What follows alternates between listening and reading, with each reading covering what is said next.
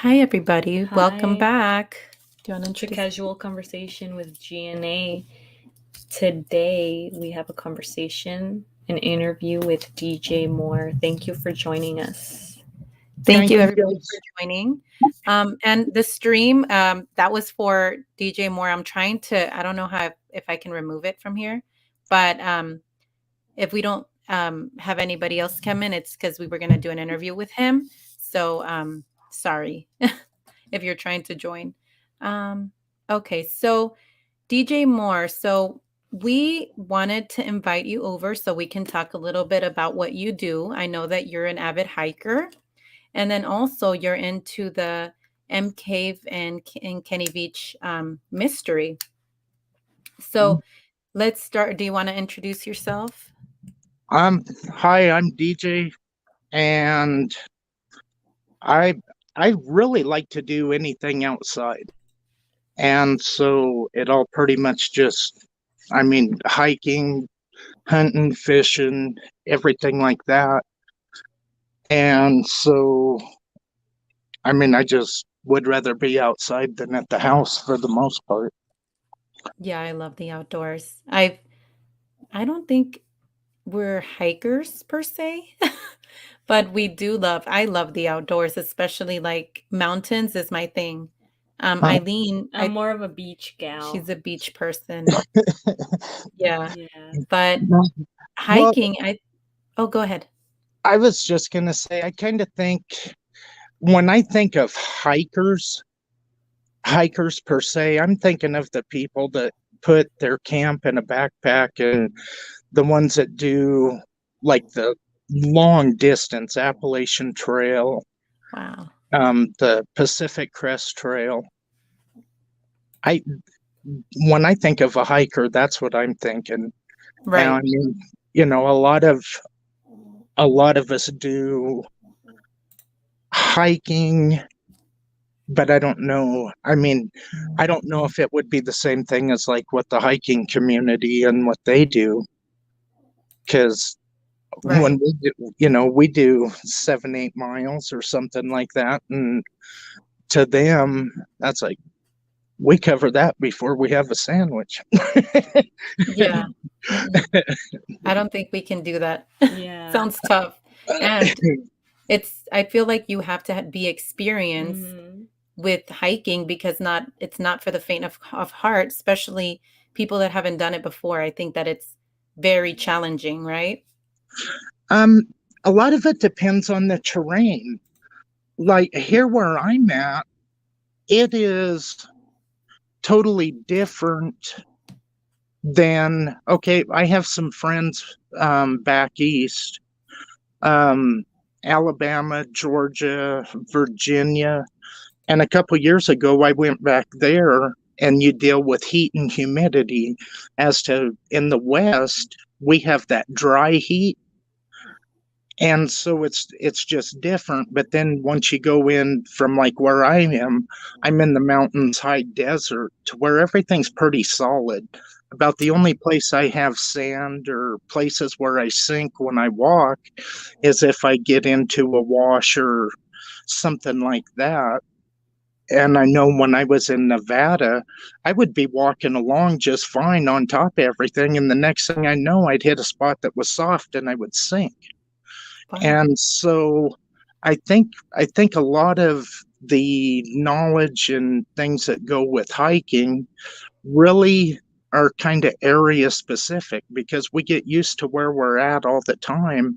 And then when you go someplace else, you're complacent and you're thought, oh, this is solid. I'm good to go. I can just truck right along. And the next thing you know, you sink. And I took a fall out there and was totally unexpected. I was walking along, everything was solid, and then I sunk and tripped over a rock right in front of me. And I was like, all right, maybe I better pay attention a little bit more. Luckily, it wasn't in where it was cliffy, I was down on the flat. So, Wow. I And that must be something, scary because if you're out there by yourself in the middle of nowhere, I mean, of course, we've talked about the using like tracker beacons or, emergency phones, things like that, that where you can contact somebody to help you. But, throughout the years of watching, what is it, like shows on TV about people that got hurt out in the terrain, and it took them a long time to get help, or even their dogs being the heroes, like their dogs actually trying to find somebody to help them, which is a good thing, to not, especially like I'm a big fan of Dave Paulides, the Missing 411. Yeah, I am And too. and so when he talks about, always telling somebody where you're going to be, having your tracker, having your gear. And that's another thing that I wanted to talk to you about, because we kind of briefly talked about a little kit, survival kit. But what are the most important things that you would think, or that you recommend to have to prepare for that kind of terrain? In the desert or mountains or So there's different things. yeah, I Yeah. mean for it, and see, and that was one of the learning curves I had right away, because the things I have here, because I run into creeks, so where there was no water out there, I um scaled back on some of the stuff that I carried. That makes But sense.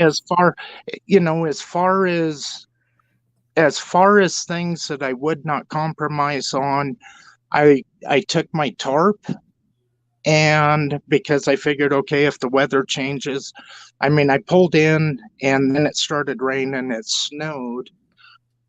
So when I went out the first day, I made sure I had my tarp, because I knew once I got up by the mine, there would be trees.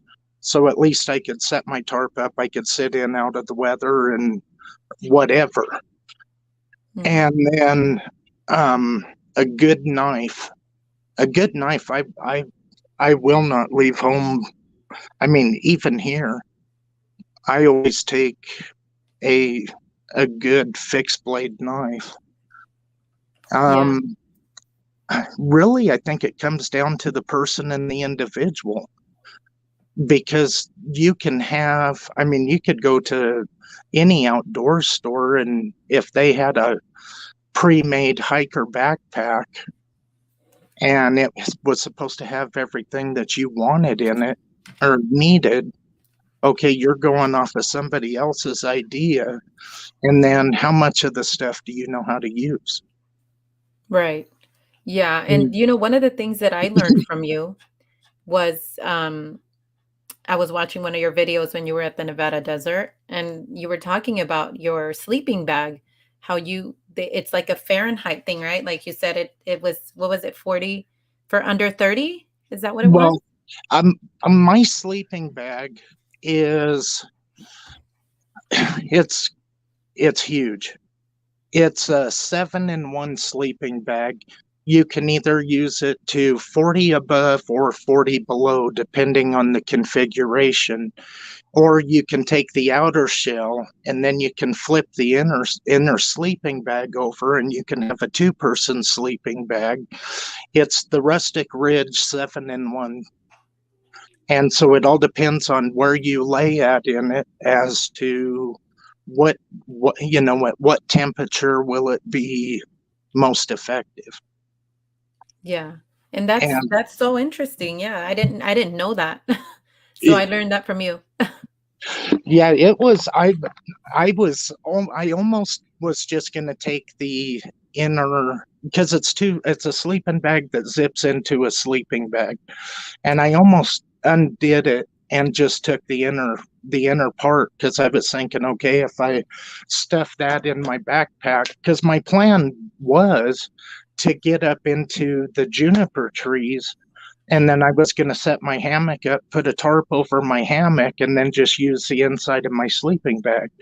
Well, on the way there, when I drove through the storm, and then the storm settled down in closer to Vegas, all of that went out the window, and that's how I ended up sleeping in my pickup, because I was like, oh, I did not plan on this. I took a hammock, I had been talking to Jeff, and Jeff was keeping me pretty current, as far as weather. I was watching the Vegas weather, and that storm, when I left, it was supposed, the way that the jet stream looked, it was going to, the temperature was going to drop. That was okay. But the snow and everything else that I woke up to was, I did not expect that Yeah. at all. And so, the first, that trip, I'm glad I did it. I'm glad everything went the way that it did, because it gave me a different outlook on going to a place that you're not familiar with. Because next time I go out there, I'm taking a backup tent, and I'm going to take a sleeping cot, and then I'm going to take my hammock and my sleeping bag, and that'll be my sleep setup. So if I get into another situation, at least I have a weatherproof tent that I can crawl in, and I can just sleep in a tent instead of trying to sleep in my pickup. So, a lot of times what you have, what you take, and your outlook on where you're headed is all going to change once you get there. Yeah. And can you, because that to me, the way it seems, because I've never, been up there in the Nevada desert, but it definitely looks very like difficult to hike. It looks like it's hot out there. Of course you went in the winter, right? So it was not, it was probably really cold.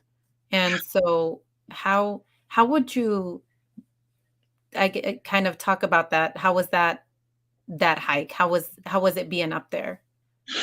Well, it's everything that I took with me was the same stuff that I wear hunting.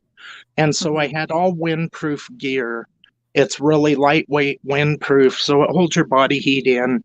As far as cold, the first day was the day that I really had trouble, because as I was walking, I would start sweating. But if I stopped, that's when that sweat would catch the wind.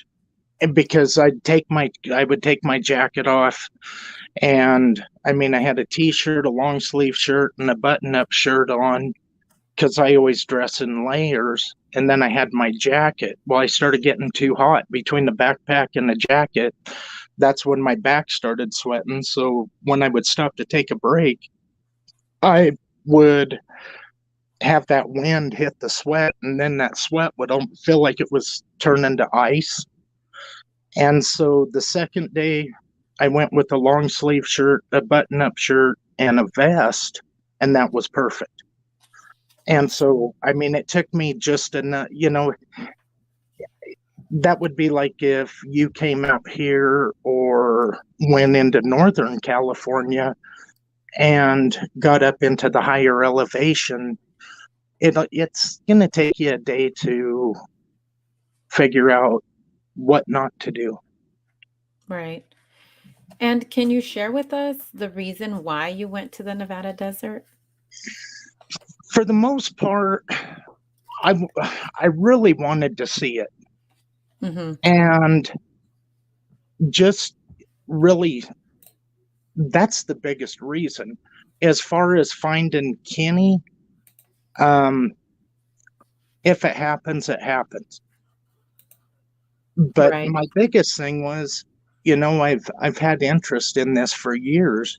And then, I think it was August, September when I might have made my first video about it. And I've wanted to go out there for a long time. And then once I got there, everything that I had seen, and I know the pictures I took of it, do not give that place. You cannot capture that place in a picture. It's something that a person has to experience. And my only advice, if anybody wanted to go there, whatever you think it is, it's going to be at least double as bad as what you think. Really? Yeah, I've never. I mean, I live in the mountains. I hunt elk at 9,500 feet, Wow. and it's. I would much rather go out here and do 10, 15 miles a day as opposed to try to do 10, 12 there. Wow. That's interesting because you think, like it from some of the videos that we've seen of the hike, it looks in some areas that it is difficult, but like you said, it's 2 times worse. Like that totally blows my mind.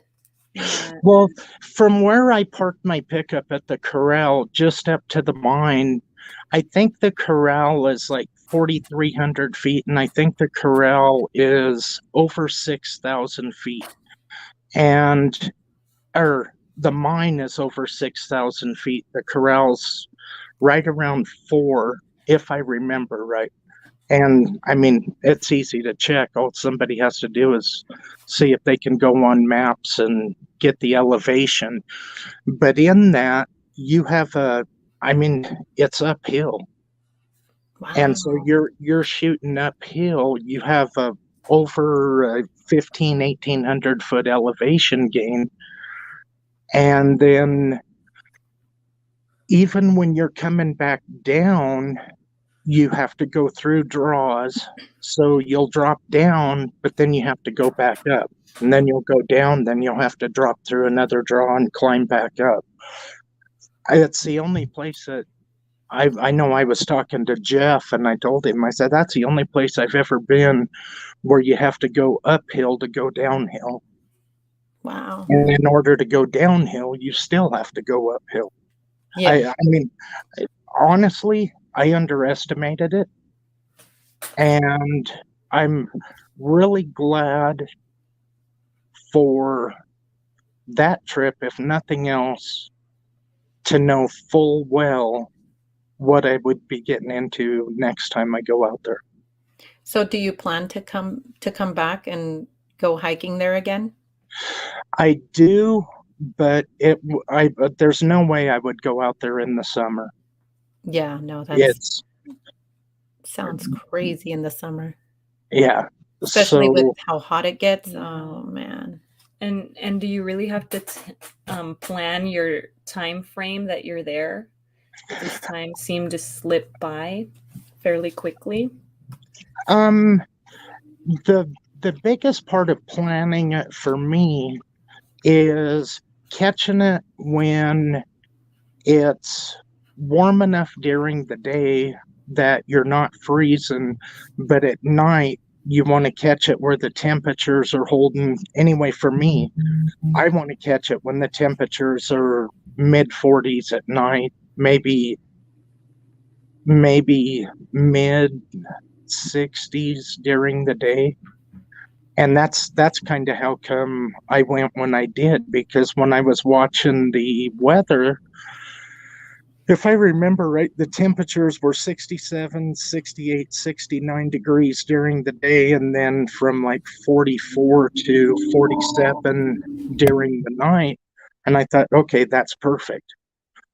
But it didn't work out. That storm followed me, and then it settled in. And I know one thing, the wind out there never stopped. Wow. And even okay, so because I want to get into the Kenny story, because even in his videos it was always windy. You Mm-hmm. can hear the wind, and sometimes it was even hard to understand what he was saying. But in your videos, there was some wind as well that you can hear off the you know the Uh-huh. background. So yeah, that's definitely makes sense. I So think it was what, the third day when I was going out and I was looking for that rock. That morning when I woke up, there was no wind.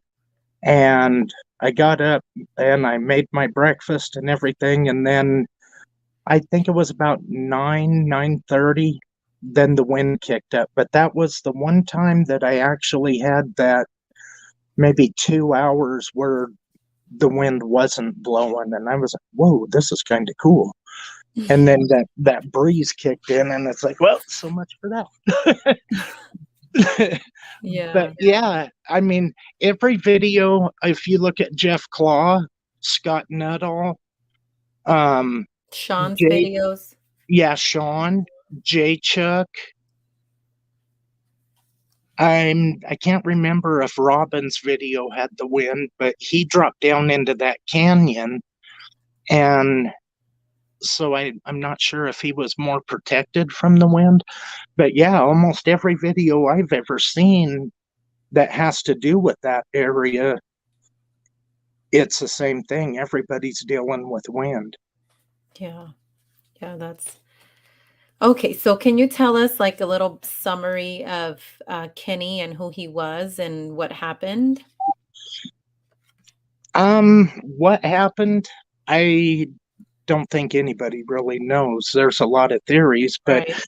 Kenny Kenny was a guy on YouTube, and he had made some comments that he was a long distance hiker, and that he had found a cave that was shaped like a big M, and the cave scared him. And so he took off, but he was going to go back. And so in the comments, people started calling him out for it. And then he went out and he did that M cave hike video. And then his girlfriend released when he got back to his car in November. But, or, yeah, no, I think it was this November, maybe it was December, whenever the headline news special came out. Mm-hmm. Right about this, right in that time frame, she released that video of him getting back to his car. But on November 10th in 2014 is when Kenny went out, and there was a text message to his nephew that he would talk to his nephew when he got back. He was going to go out on a 40-mile hike, but he had something that he wanted to give his nephew. And so for the suicide thing, well, okay, I better clarify that. Anyhow, after that, on November 10th, that was supposedly the last time anybody seen him. And then I think it was around the 17th of November when his girlfriend reported him missing. And then she started leaving comments that he committed suicide. And then in 2018, that's when the video came out of the break-in at Mm-hmm. his brother and sister-in-law's Reiki Center shop in Las Vegas.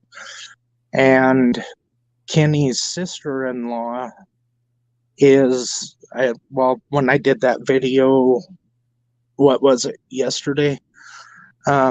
She commented that she is 1000% sure, and then she sent me some pictures today, and it's really hard to argue with a family member and tell them, nah, that ain't them. Mm-hmm. So they So, think that was Kenny? The family well, does? she showed that video to 6 family members, and every one of them said that that's Kenny. Really? And so now you have the question of, okay, what was going on and what was so bad that he just walked away from his life? And really all we have to go on is, what was it, the year before he went missing. So in 2013 he quit his job because he wanted to work for himself and work on his inventions.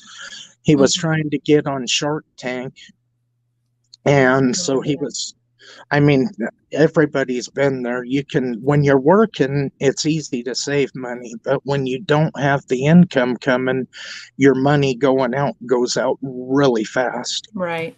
Do you And know what he did, what his job was before he is left?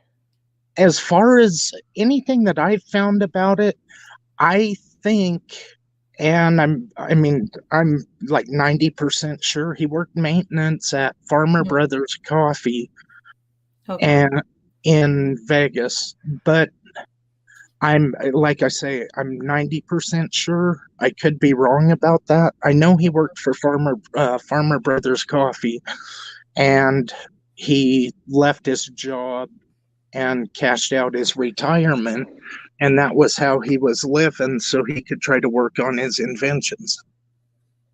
Right. And we his inventions were actually Yeah, pretty they cool. were. Like, I remember we would watch his videos about what he would make, and I was like, "Oh, this is cool. I can see Mm-hmm. people wanting to buy that because it was very, like, natural stuff that he Yeah. would make, out of, like, things he would find, and Mm-hmm. so I thought that was interesting, and I was like, "I would have bought stuff." Yeah, well, it all depends on, how crazy is how crazy is an invention? It's Mhm. only as crazy as the people willing to buy it.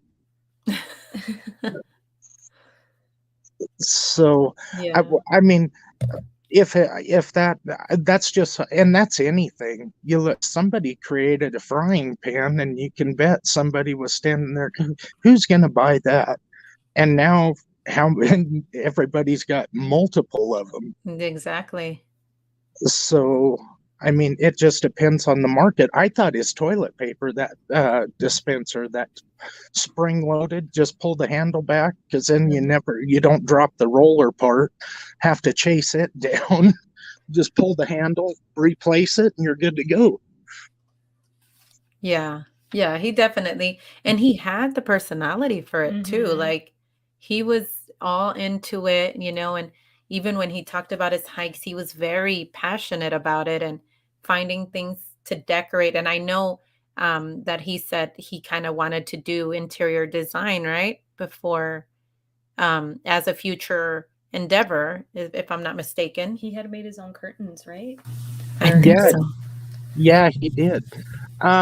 Yeah, what was that? Cowboy Custom Interiors, or Right.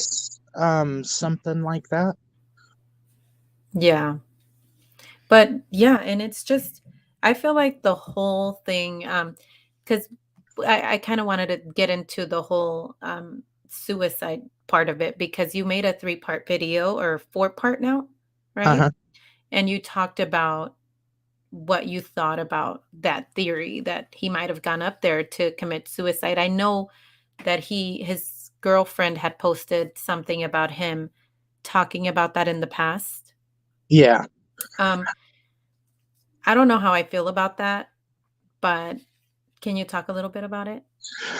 Well, my whole idea about the suicide is, when you watch any of Kenny's videos, his personality is just that of, if you go into a store and you run into some people, you can just sit, you don't know them from anybody, but something about their personality, you can just sit and talk to them. And that's kind of the way Kenny seemed. He just doesn't strike me as somebody that's suicidal. He goes from the mine, he's trying to show people, okay, look at this. This is a score. And he shows you the pine cone, and he's picking up the pine nuts. And then he's wanting to show you the bighorn sheep, and he's wanting to show the turtles. Everything he was wanting to show was about life. And maybe it's my own perspective. I don't see that as a suicidal trait. Yeah. And to me, I mean, personally, I don't think he seemed like he was trying to go up there to do something. He obviously had a mission, like he had planned it out. He brought his gear with him and he was like, I'm gonna find this cave and I'm gonna show you guys what I was talking about. Um, I mean, we can like we've heard before, people might seem a certain way, but we don't really know what's really happening inside, right? Yeah. Um, and I know that his girlfriend did hint at the fact that he had mentioned that, and his father also had committed suicide in the past, right? Uh-huh. And so that kind of leads me to believe that in a way I can understand why people would think that he was going through a difficult time, especially with his home. He didn't want to lose his home, and he was having some financial problems, but I don't know, it's just confusing. I feel like Well, for me. Uh-huh. in the last month, I've got to be friends with Susan Veach, and Hmm. that's Kenny's sister-in-law. And if um if somebody is suicidal or depressed, wouldn't more of the family members? Did you guys watch the HLN special about Kenny? I didn't get to watch it. I was trying to find it online or somewhere, but I wasn't able to find it. But a lot of Okay, people said that it basically just goes over, nothing new, but it does have more of the family in it. yeah. I mean, it really wasn't any new, never heard before information in it. But the only person that talked about Kenny committing suicide was his um, ex-girlfriend. And the rest of the family, his daughter, brother, sister-in-law, were all pretty much disregarding that. Hmm. And so, I mean, I have the soundtrack on. I mean, I, I recorded it when it played, but my phone wouldn't let me have the video as well. So all I got Oh. was the audio, and I uploaded it. And I mean, anybody can listen to it. And I just put a bunch of pictures with it, Oh, but and it it's will, on your channel? yeah. Okay. So I can And go look at it. yeah, instead of the 2 hour special, it's an hour and 18 minutes. And so in that special, his daughter talks about him as he was always trying to make people laugh. He was always kind of like the life of the party kind of guy. And so, I mean, I think everybody would agree when you're in a relationship, you're pretty close to your spouse. But I don't know anybody in a relationship that their spouse tells them, don't do a Robin Williams. I mean, there's just way too many questions, and I kind of think the girlfriend is a lot shady, to be honest with you. Hmm. And I don't put much stock in anything that she has to say. Yeah. And it's because I knew that he had a daughter, but I didn't know that because in the past, I don't think I've seen her actually like come out and talk other than the documentary. Is that correct? Yeah, that's the only place I've ever seen her too. Yeah. And so basically, so Susan Beach, she kind of what does she think? Does she give her opinion on what she thinks might have happened? Yeah, she's 1000% convinced Kenny is the person that broke into the Reiki Center. Really? So she Yeah, thinks he's still alive. yeah. In fact, Susan sent me pictures of Kenny today. I'm going to do a follow up on that break in video because I have more pictures. She's the one that sent me the link to that video. And that was the first time I ever got to see it without the news banners or anything else in it. Hmm. And so, I mean, for me, when I look at something, especially something like that, my first instinct is I'm going to debunk it. And I mean, I did the same thing back when I used to make political videos. Or if I hear something, somebody comes and tells me something, my first thing is I'm going to fact check it. Then I'm going to fact check what I find. And if I can find a flaw in it, well, then I have to look at it again.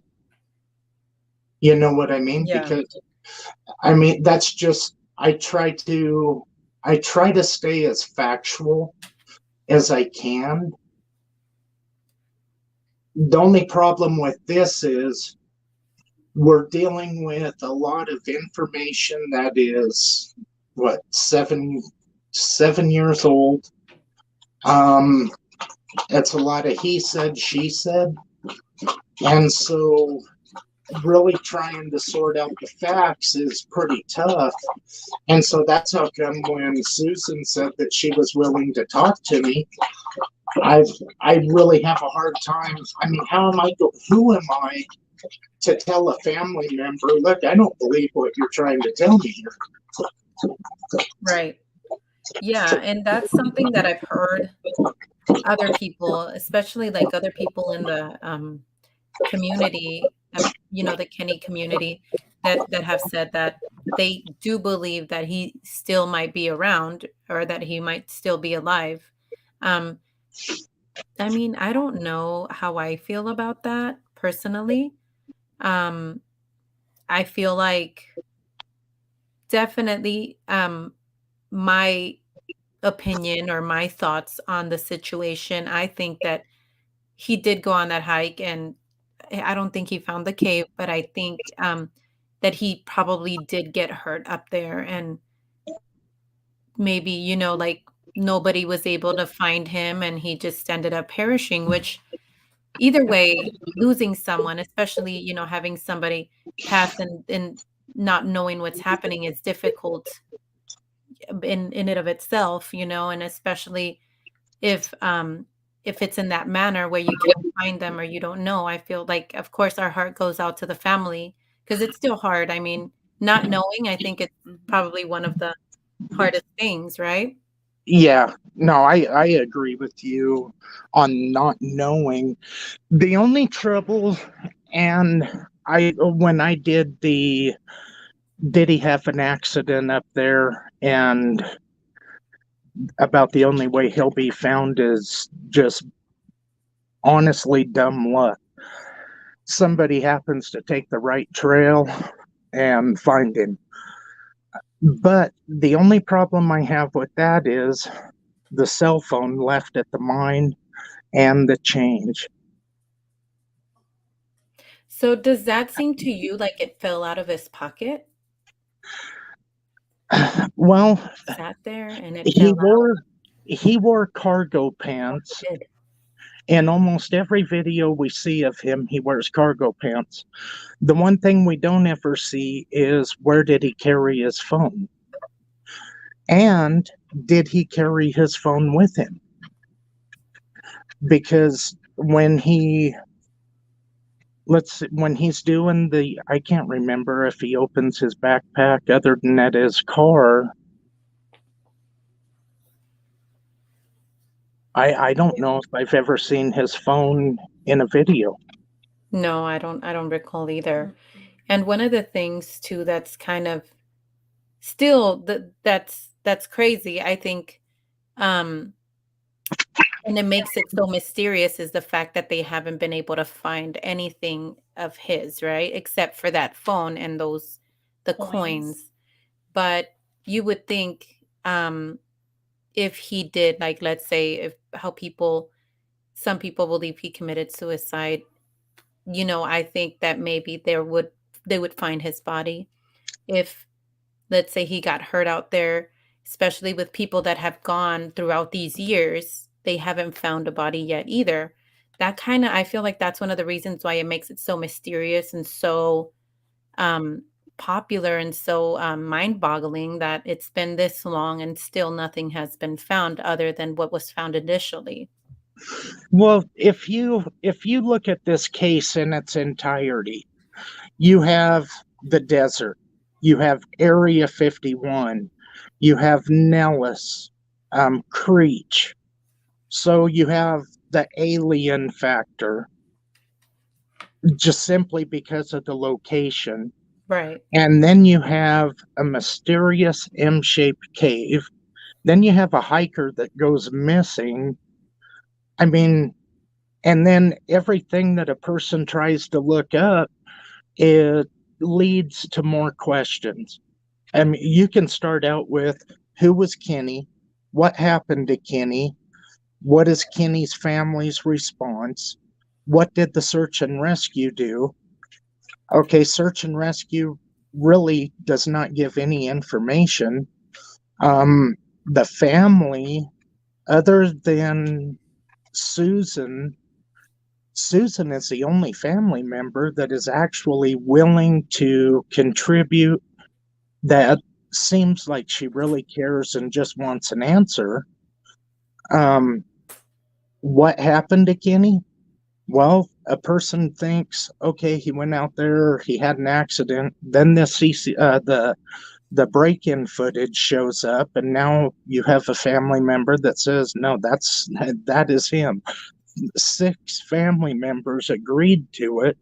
However, 5 of them, they didn't want to agree to it, and when the special was made, so they left Susan hanging to look like the one that's crazy, and it wasn't fair to her. Mm-hmm. And so, I mean, this is just one of those that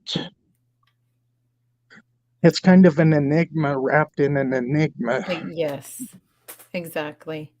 And then, so one of the other things that makes it even more, I guess, of a mystery is the M cave, right? Hmm. People seem to be fascinated with the M cave, to the point where they'll go out there and look for it or try to find it themselves. Or I know that some in one of the videos also they feel like it was closed up, right? Um, what do you think about the M cave? Do you think it's there? Do you think it is not The there? M between the carved rock that I think really Robin, when he was looking for the M cave, he found a rock. And then when I was in the visitor center, I I mean that visitor center is awesome. If anybody goes out there, stop there first and go through there and read everything. But when I seen that rock, and then I was just kind of interested in showing where it was, getting pictures of it, and then after stopping in there and learning the history of um, the natives, the Mormons, and how the Mormons would walk from Vegas to Alamo, Alamo back to Vegas, and that's 80 miles. Then I got to thinking, okay, what's really behind the rock? And then I found I watch the news out of Salt Lake City because that's where my weather comes from. So I catch their weather updates on YouTube, and they had Utah's forgotten alphabet. And I was like, whoa, what's this? Well, the Mormons had created their own alphabet so they could write each other in crypt. Hmm. And so between the cave and the rock, I would, those are my 2 biggest interests. Because, I mean, if if we really want to be brutally honest, trying to find Kenny out there, for one, we only have one video left to work with, Mm-hmm. and that's his hiking video. And so, if you go off of that video and he goes, yeah, I used to camp right up there, but at the same time, he misidentifies the location of Gas Peak. So, and I mean, anybody that does a lot of hiking or just general outdoors, how do I work this? Okay, when I'm elk hunting, I go through a lot of draws, and I will find bedding areas, I'll find water sources, I'll find food sources, and I mean, I cover a lot of country, and a lot of times when I'll think, okay, where can I find an elk? And so I will think, hey, wait a minute, back over in this draw. Well, I'm a draw away from it simply because I've been in so many different areas. They all kind of run together. So you'll think, okay, this is right here, but it was actually in a different spot. And then when you get there, it's like, yeah, I remember this now. So could the cave have been from a different hike? Mm-hmm. And just a combination of his hikes ran together? I I mean, Yeah. see what I mean? Every time that you think, okay, I'm going to start out with this question, 60 questions later, it's like I haven't gone nowhere, and I'm more lost than when I started. Right. Yeah, because I don't know. I mean, the cave, it's if I think that the way he made it seem, he's like it's not a hard cave to find at the beginning, right? But then when he was on his journey, he's like, huh, I thought that's where it was. But like you said, it could have been from other places, or he just kind of like he's been out there so long that he's kind of confused a little bit. Somebody had asked me if maybe what if he imagined it, or maybe he was hallucinating that he saw a cave and it wasn't really, it could have been maybe something he just thought of. Um, Well, and then you have to look at the factor, okay, one of the earlier videos I did was basically goes with the covered M cave. The military has cloaking camo where they can literally cover something. And that's how come I wanted to take night vision and lasers, and I wanted to camp back up in the trees behind the mine, back over towards the cliffs. Because I thought, okay, if I get up on Wild Horse Pass and I'm sitting in that saddle and I'm looking through things with night vision, because I had my night vision scope, I had a laser, I had it pretty much planned out for what I wanted to do, and I had absolutely no intention of going into um, Picture Canyon at all. I wanted to go up in between U Canyon and Blackgate Canyon, and then when I woke up in the morning and I seen its cliff faces, and it's like, and that's where the personal locator beacon. In fact, in order to go out there and hike it the way that I would really like to, I would rather have, if not one more person, two more people. Because if anything happened, at least you have a life link. exactly. Yeah. And And I feel like that's probably the best way to go about it. I know that there was a video I know with Sean in his videos where he said that he felt like there was something following him at the end in one of the videos, but also he got really sick. mhm. Do you think that that could have something to do with maybe some sort of energy or radiation, or was it just exhaustion? What do you think about that? Honestly, I don't know. I mean, I, it's really hard for me to try to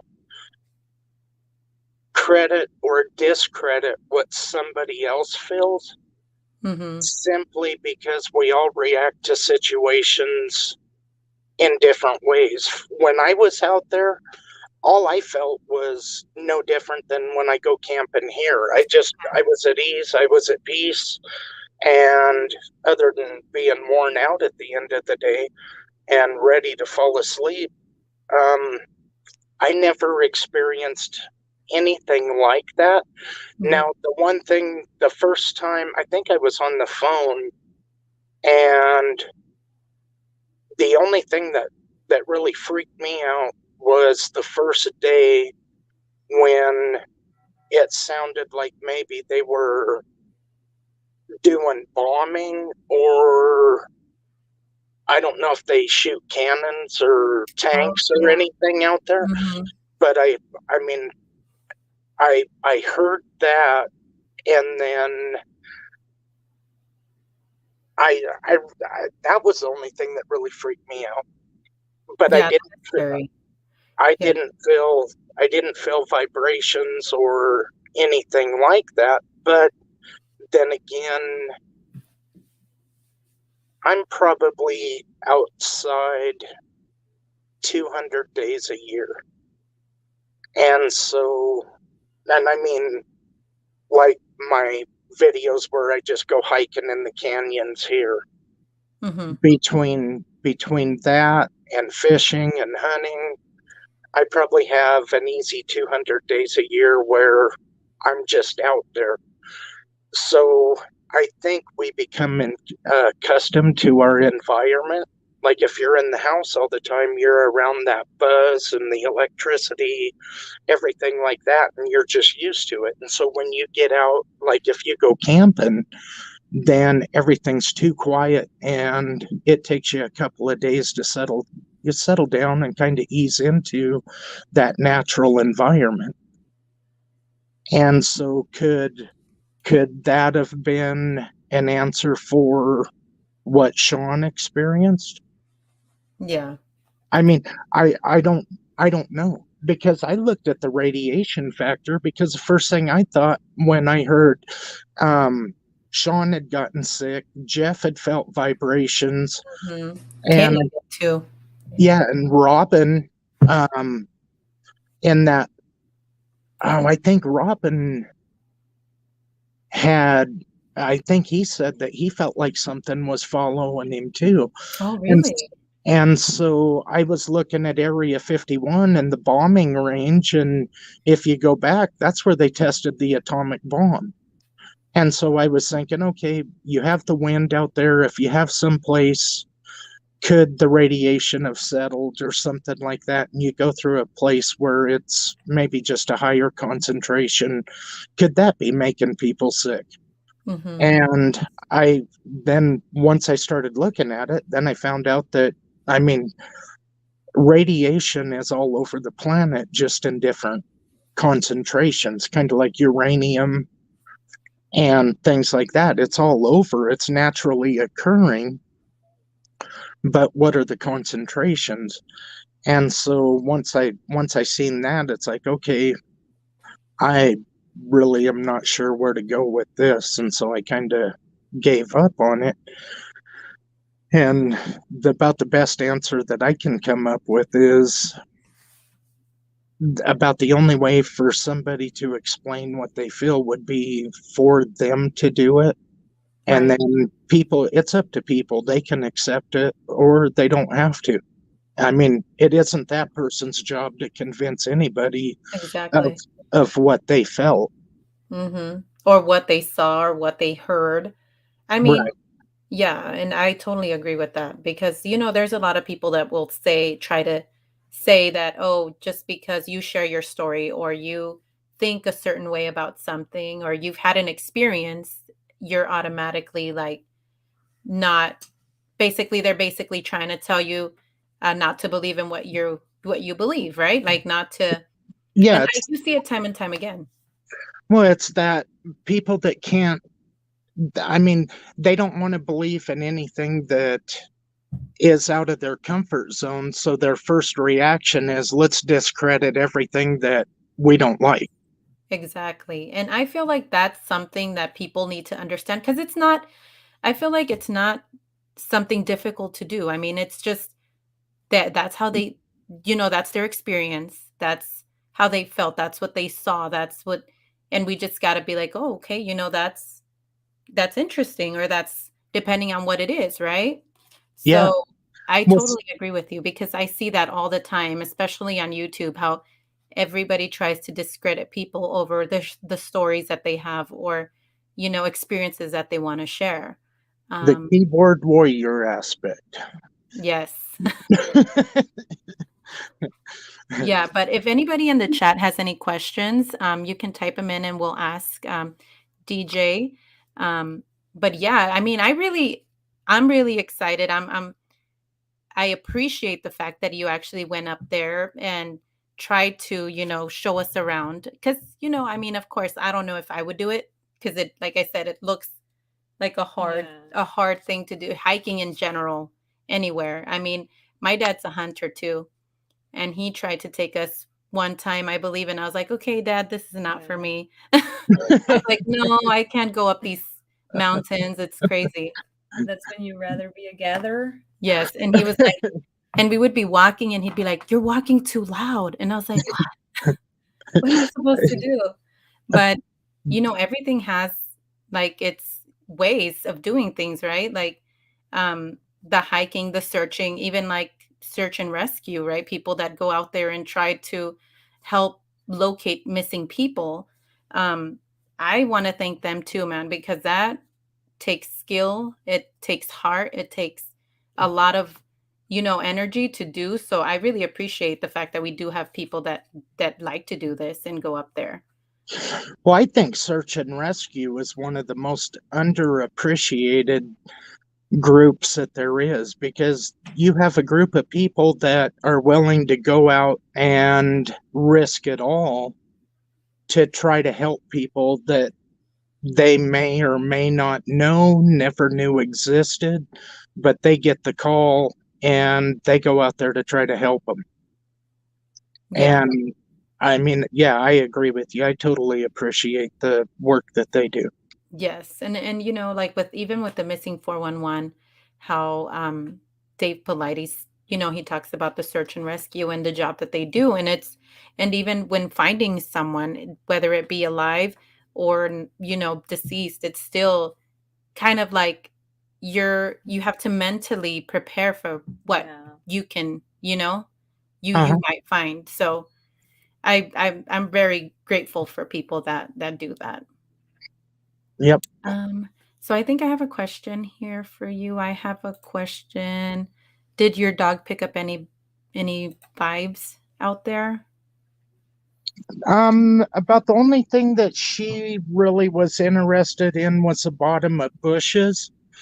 And I, I well, Jeff told me that almost every one of those bushes has lizards underneath it. Mm. And so I think she might have been catching movement. But as far as her acting any different than she normally does, no. Okay. Yeah. And I know that I think somebody had posted at the beginning that what if the cave was visible on only like certain day at times a of year. yeah, or Well, maybe at a certain time of the day. I could totally agree with that.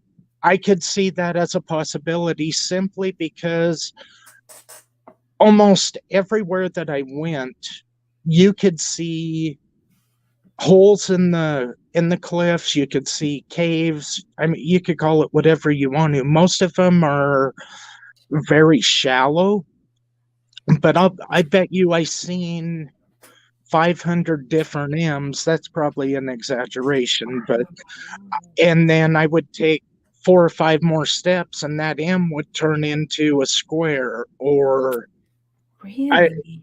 it yeah, it was. And I mean, I took pictures of a lot of things that look like M's.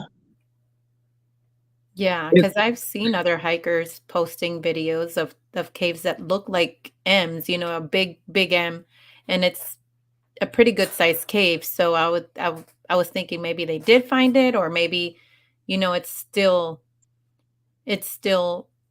to be found. Yeah. well, I think it is still to be. The M cave, I think, is still a serious question, because if you take in Kenny's video, and you cannot pick and choose, okay, he was lying about this, but this is the gospel. It either has to be the truth, or it's the whole thing is just a show. But when Yeah. he starts out, he says, I'm looking for a cave. It's a perfect big M, and it's big and it's deep and it's dark, and it shook me. Um, it made my whole body vibrate. And he goes, I don't know if it was my sixth sense or what, telling me not to go in there. And I didn't have a sidearm. So today we're back and we're going to find the cave and I'm going to pull my pistol. And, he's kind of acting like Elmer Fudd. It's like he's kind of goofy, but Yeah, he's, he's just one of those people that you can kind of like for no reason other than what exactly. you see is what you get. Yes. And And that's the same vibe I got out of his videos, and I was like, "Oh, he's such a he looked like such a real person, right? Like somebody uh that could be your relative, somebody that you can, and get along with easily." And so, and that's the other thing when you were talking about him not having his pistol, and I mean, he's thinking about protecting himself, right? From yeah, possible things that could attack him or anything he can find in there that he might need it for. So it's kind of like it gets you thinking like, okay, well, that doesn't seem like somebody that would want to Check out. exactly. yeah. Well, the gun, yeah. I mean, if you're suicidal, why are you going to pack a gun? If you're suicidal, to me, my idea of suicide is somebody that wants to die. And if you're hunting for something and it scared you the first time, are you going to be worried about it if you want to die anyway? Yeah, that's it doesn't make sense. Yeah, like that's confusing. Could weather have changed the cave? Um, Maybe the okay, appearance. I kind of I didn't mean to blow off. I got sidetracked when I started talking. You asked me about that covered cave. Um, Oh, yeah. I I believe that was Sean that in his video, he's the one that seen that. And because when Kenny's walking by, that's already covered. Oh, And okay. but if you look and that's in Kenny's video, it's right after he shows that little lamb and then those little holes in the wall, and he goes, "Yeah, that M cave is in like an area like this, but it's not. Those are not it. That's not it. Mm. The one I'm looking for is big." And then he takes, those few steps, and he shows that rock pile, and he goes, "It's like this. It's in an area just like this." So if you look at those rocks, there's cracks in them.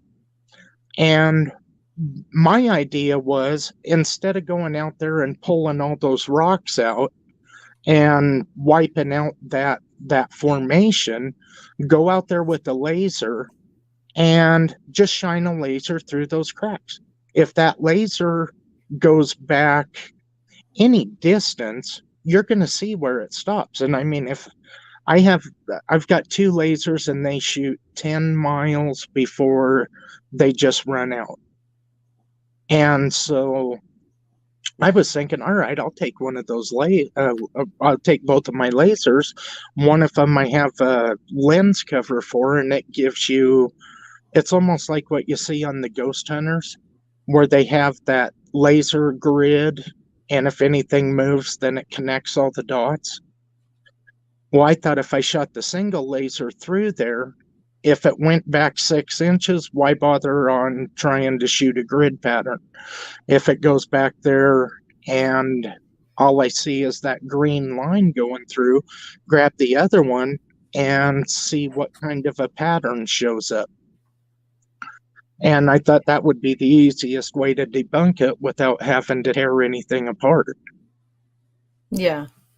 And so, but when I look at the pictures of it, to me, that supposed to be covered cave, to me, it looks like a rock pile. If it was to do anything, that thing would almost have to drop straight down or on an angle. It would just have to angle down.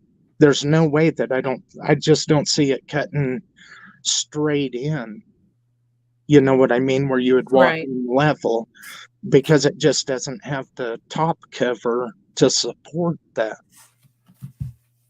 Hmm. Yeah. So, yeah, that makes sense. And do you think that maybe the weather could have changed the shape of the cave in any way? Um, with the wind, and then I don't know what their rains and what their actual snowstorms are like. I know I've seen videos where it shows, well, what I think are out there, and it shows, at least a foot of snow. So when that snow starts melting and the water starts running, and then you factor in the wind and erosion, um, I don't see why it couldn't. Yeah. And then what do you think about the Area 51? Um, do you think was the mine shaft, was it that deep to where you can walk, like it can lead to places? No, that mine shaft goes down, oh, I don't know, 30, 40 feet, and then it pretty much dead ends. But if you look at some of the videos, I think Scott Nuttall has a video of him going down in there and looking around. Um, is there a branch of it that goes off that caved in and now it's just covered? I'm I'm I don't know. Area 51, we all know the stories about Area 51. I mean, it Mhm. was a classified military base. It's got an underground portion. When you look up deep underground military bases, Area 51 pops up first. Hmm. They do a lot of classified. I mean, the people that work there get bussed in. Yeah. So if you can't even drive your own car out there to go to work, it just Yeah. adds to the allure of the stories of Area 51. Yeah. Wow.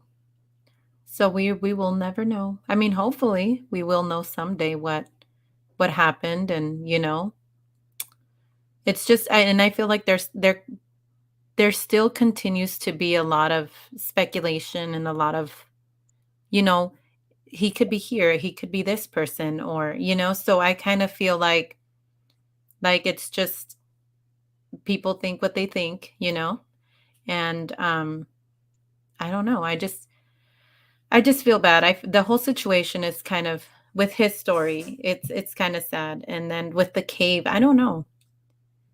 I don't know about Well, the I cave. know as far as Kenny, if he, I mean, we have two options. He's either out there or he's living his life somewhere else. If he's out there, then I think every family deserves to know and have closure. If he's living his life out there and you have people that keep getting drawn in and wanting to go out there, I would feel kind of bad if somebody was kind of one of the adrenaline junkies, thrill seeker Hmm. that looks at the cliffs and is like, oh, yeah, let's get it, and takes off running up there. If somebody was to fall and get hurt Yeah. and he's partying it up in Tijuana, that would be, I wouldn't understand that part. Right. Yeah. Yeah. It's still, a mystery, Hmm. and I feel like it's still going to be around for a long time, unless, like I said, they find him. Um, if not, then I feel like I don't see people losing interest in his story. No, I don't see this story really ever dying off, simply because, I mean, it has everything to draw your attention. I mean, a mysterious cave, missing hiker, Area 51. What's not to get drawn into it in one way or another? I mean, this one kind of goes across the board because you look at all the missing people out there, like that kid in Arizona, Daniel Robinson. He went to work, and met a guy at the well where he was supposed to test water. And after they did their tests and everything, he was getting ready to take off and went missing. And then they found his car 30 days later, and his car had been wrecked a couple of times.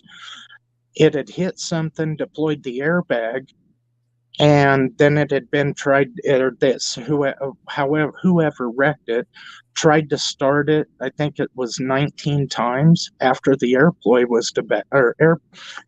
was deployed.